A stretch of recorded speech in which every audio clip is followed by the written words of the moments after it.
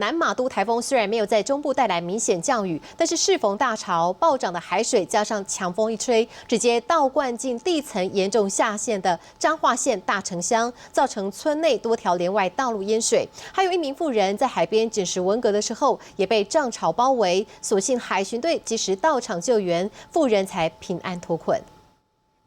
这个时间大约10点外，海水开拢破位开桥起。大块的海水冲过堤岸，目击民众赶紧拿出录影机拍下触目惊心的这一幕。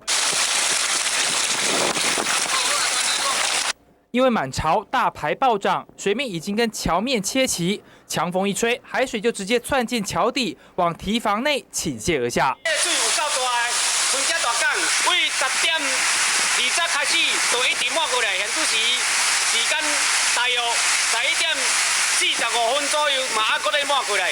南马都铺台碰上农历大潮，地层下陷的彰化大雄地区没有下雨，却躲不过淹水命运。偏偏这时候抽水机却派不上用场。为什么抽水机常常拢袂叮当？桥卡的开水已经漫过啊！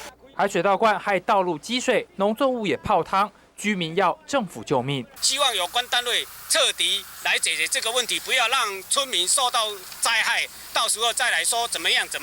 同样让人提心吊胆的还有这名妇人。台风天一早，她竟然不顾危险，独自跑到潮间带捡文革，被涨潮围困。发现海水的时候已经太慢了，所以就受困。海巡队员最后徒步到海上救援，才将全身湿透的妇人平安带上岸。第二次来的，我不知道这里海水是这个样子啊。这都可以危险啦。下次不敢来了，下次不敢来了。真的是有惊无险，妇人自己都吓出一身冷汗。提醒民众，台风警报已经发布，千万别以身试法，因为这么做不但拿生命开玩笑，更浪费社会成本。民视新闻庞志龙彰化报道。